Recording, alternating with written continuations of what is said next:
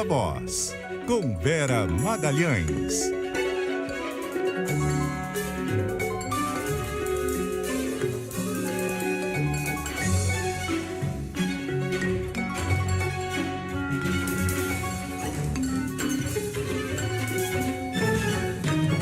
Boa tarde, Vera.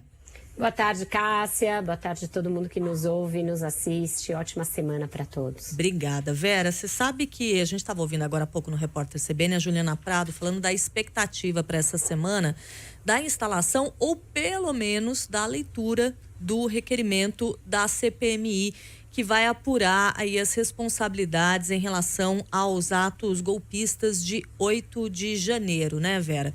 E aí tem muita expectativa em relação a isso, uma CPMI que está mudando bastante em relação ao que aparentemente eram as intenções originais, principalmente quando a gente pensa em quem teve a ideia, em quem estava propondo inicialmente essa comissão.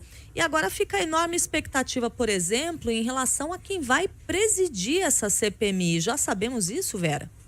Pois é, Cássio, o presidente do Senado, Rodrigo Pacheco, esteve em Londres nesse fim de semana para participar de um evento. O Lula também está em Lisboa, voltam todos para o Brasil e aí a expectativa é que a leitura se dê numa sessão conjunta do Congresso na quarta-feira. É o primeiro passo e aí vai para as indicações dos integrantes pelos partidos.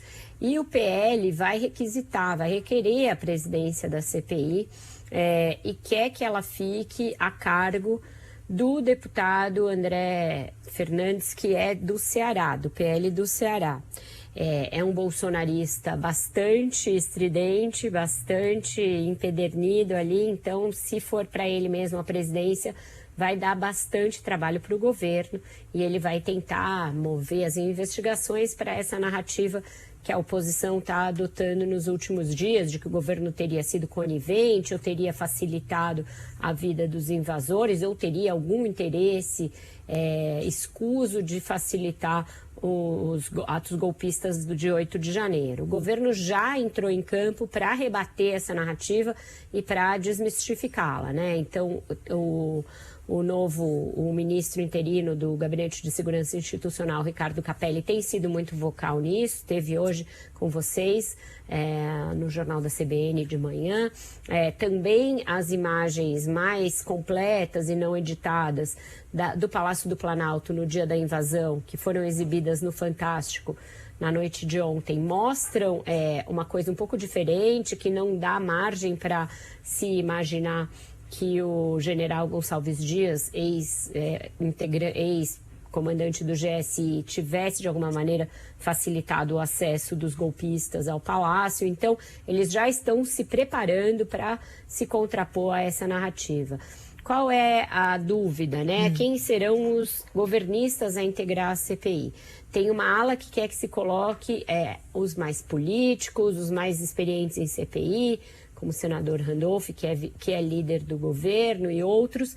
E tem uma ala que quer que coloque os mais aguerridos, os mais que vão para a briga, para justamente fazer um fogo de encontro com os bolsonaristas que vão estar lá. Porque além do André Fernandes, deve estar o Eduardo Bolsonaro, devem estar alguns dos principais bolsonaristas escalados. E aí tem uma ala que advoga para que esteja lá, por exemplo, o André Janones e outros com esse perfil mais midiático.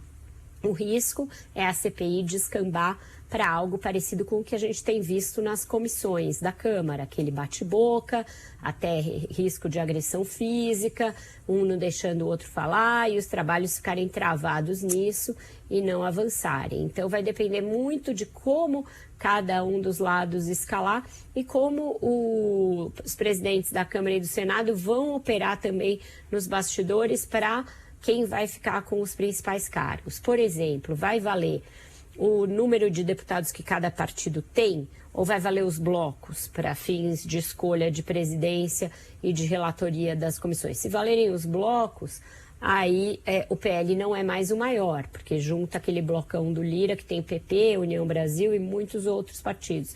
Então, essa deverá ser a negociação dos próximos dias e aí com isso a gente vai saber para onde vai essa CPI, qual o caminho dela e se vai ser uma coisa séria ou só uma coisa para as redes sociais totalmente dissociada dos fatos e com aquela brigaiada e aquela gritaria. Pois é, a gente tem aí uma coisa importante acontecendo, né, Vera? Não só em relação ao resultado da própria CPI, mas aos impactos que ela pode causar, por exemplo, na atuação do Congresso em um momento em que a gente tem coisas importantes para serem avaliadas, né, pelo Parlamento brasileiro. Exatamente, Cássia. Essa é a preocupação do governo. Essa era a maior razão pela qual o governo tentou evitar uma CPMI. Ele tem medidas da área econômica para serem votadas, além das MPs que já estão represadas e atrasadas, tem aí a proposta de lei complementar do marco fiscal que chegou ao Congresso na semana passada. A ideia do presidente da Câmara é que ela tramitasse com muita celeridade, a ponto de votá-la até o dia 10 de maio, que já está chegando, é daqui a algumas semanas. Vamos ver se isso será possível mesmo com a CPI. O governo está atuando para permitir que sim, e hoje, inclusive, tem liberação de emendas, definiu-se aí um critério de emendas para deputados novos, para deputados antigos, senadores novos e antigos.